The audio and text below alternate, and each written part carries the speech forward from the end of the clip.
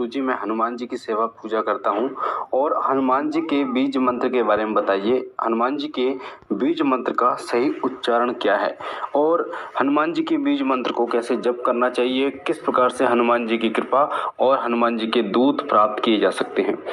तो मैं आपको बता दूं, हनुमान जी जागृत देवता हैं इस कलयुग में। हनुमान जी, माता काली और भैरव बाबा आज के समय में जागृत देव के रूप में पूजे जाते हैं। इनकी शक्ति का कोई अंत नहीं है। बात करें हनुमान जी की, तो हनुमान जी रुद्र अवतार हैं, भगवान शिव के अंश अवतार हैं और इस ब्रह्मांड में सबसे ज़्यादा हनुमान जी के ही मंदिर हैं। शायद ही कोई ऐसा मंदिर आपने सुना हो या देखा होगा जिस मंदिर में हनुमान जी की स्थापना ना की गई हो। चाहे वो किसी माता का मंदिर हो, चाहे वो प्रभु श्री राम का मंदिर हो, चाहे वो किसी ग्राम्य देवता का मंदिर हो, चाहे वो किसी उच्च देवता का मंदिर हो। भगवान श्री कृष्ण के मंदिर में हनुमान जी होते हैं, श्री राम के मंदिर में हनुमान जी होते हैं, माता दुर्गा के मंदिर में हनुमान जी होते हैं और ग्राम्य देवता जो होते हैं उनके मंदिर में भी हनुमान जी की स्थापना जरूर की जाती है। हनुमान जी को ग्राम खेड़े के रूप में भी पूजा जाता है, यानी खेड़ा देवता के रूप में भी पूजा जाता है, जो कि पूरे नगर की रक्षा करते हैं। और हनुमान जी जो कि प्रभु श्री राम नाम का गुणगान करते रहते हैं, उनकी महिमा इतनी अनंत है कि इनके सिद्धपीठ स्थान जगह जगह पर आपको मिल जाएंगे और इनके भक्त जो हैं वो भी सिद्ध होते हैं। जो हनुमान जी की सेवा पूजा करते हैं उनके हाथ रखने मात्र से ही नकारात्मक शक्तियां नष्ट हो जाती हैं और उस व्यक्ति का कल्याण हो जाता है। वैसे तो हनुमान जी के बहुत से मंत्र हैं, शावर मंत्र भी हैं, वैदिक मंत्र भी है, पर जब हम बात करते हैं बीज मंत्र की, तो बीज मंत्र जो होता है, जैसे कि नाम से पता चलता है बीज मंत्र, यानी जिस प्रकार से किसी पेड़ का बीज होता है उसी प्रकार से एक मंत्र का एक जो शब्द होता है वो बीज कहा जाता है। और वो बीज इतना शक्तिशाली होता है कि जब आप उसका निरंतर जाप करते शुरू कर देते हैं तो वो एक वृक्ष का रूप ले लेता है और जब एक वृक्ष का रूप ले लेता है तो प्रभु की पूर्ण कृपा आपको प्राप्त हो जाती है। जिस प्रकार से गोस्वामी तुलसीदास जी को एक बीज के रूप में हनुमान जी की सेवा की उन्होंने और उन्हें प्रभु श्री राम के भी दर्शन हुए और आज उस सिद्ध रूप में हनुमान जी के साथ उनका नाम भी लिया जाता है। हनुमान चालीसा में, सुंदरकांड में, हनुमान साटिका में आप देखेंगे कि तुलसीदास जी का नाम जरूर लिया जाता है और उन्हीं के नाम के द्वारा हनुमान जी जो है वो आगे चलते हैं। हनुमान जी का जो बीज मंत्र है वो है जो है हल होता है, उसके ऊपर एक बिंदी होती है। तो कई लोग इसे हंग पढ़ते हैं तो कई इसे हम पढ़ते हैं और लोगों का कंफ्यूजन ये रहती है कि गुरुजी इसे हम पढ़ें या हंग पढ़ें, इसमें कंफ्यूजन सबसे ज़्यादा होती है।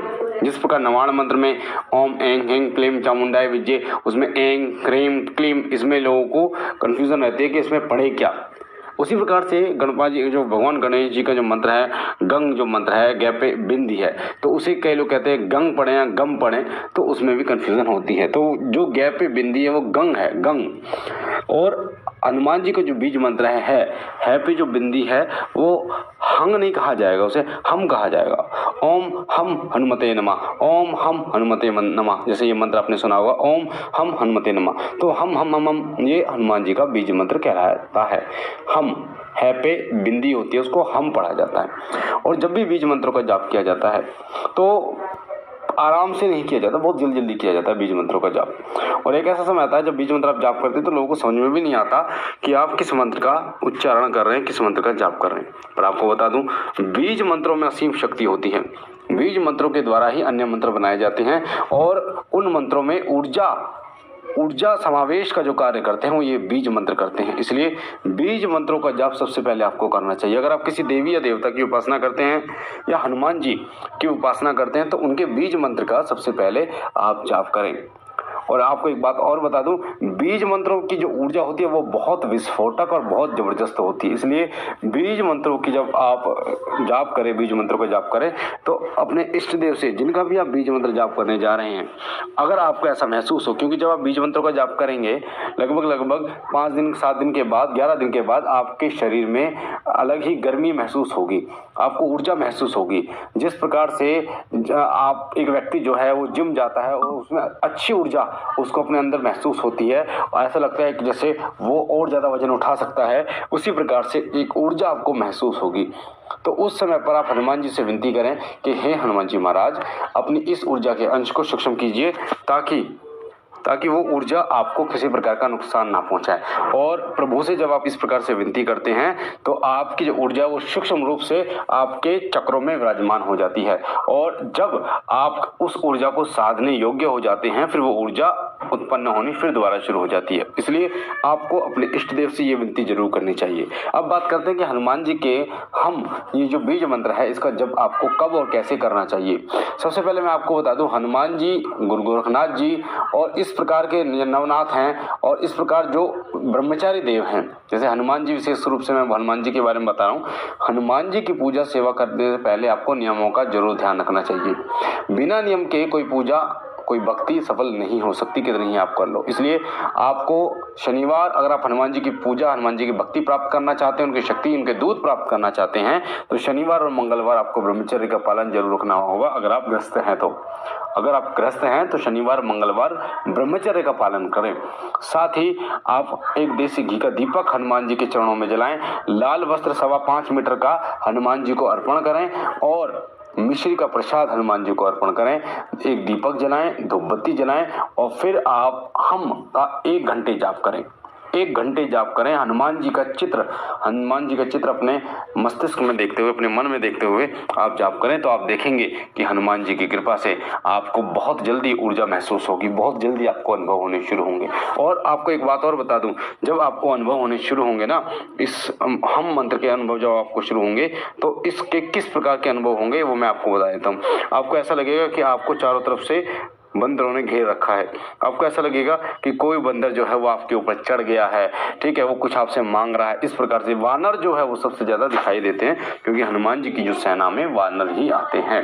तो सबसे पहले वानर हनुमान जी के दूत ही आपको दिखाई देते हैं। इस प्रकार आपके स्वप्न आते हैं, या कभी आपको ऐसा सपना आएगा कि आपको हनुमान जी की सिंदूरी मूर्ति दिखाई दे रही है, तो कभी आपको ऐसा लगेगा आप कुछ बंदरों को खिला रहे हैं, आप हनुमान जी के मंदिर में आरती पढ़ रहे हैं। इस प्रकार के स्वप्न आपको दिखाई देंगे। या कभी कभी आपको हम जो बीज मंत्र है वो आपके मन में ही चलना शुरू हो जाएगा, या हनुमान जी का किसी और मंत्र का आपको कोई और मंत्र आपको सुनाई देगा।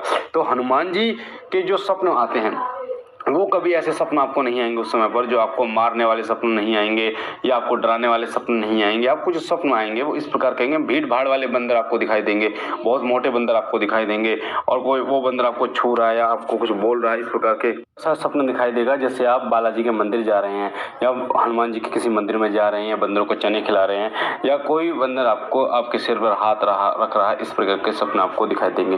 कई बार ऐसे भी सपने लोगों को दिखाई देते हैं कि उनके ऊपर हनुमान जी की सवारी आ रही है। इस प्रकार के स्वप्न भी उनको दिखाई देते हैं। तो इस प्रकार के स्वप्न अगर आपको दिखाई दे रहे हैं, इसका मतलब कहीं ना कहीं हनुमान जी की कृपा आपके ऊपर है, और ये अनुभव सब हनुमान जी की कृपा के अनुभव ही होते हैं। इसलिए आपको टेंशन लेने की जरूरत नहीं है, परेशान लेने की जरूरत नहीं है। और एक बात और मैं आपको बता दूं, हम मंत्र का जाप करने से पहले एक माला या फिर आपको श्री राम जय राम का कीर्तन जरूर करना चाहिए।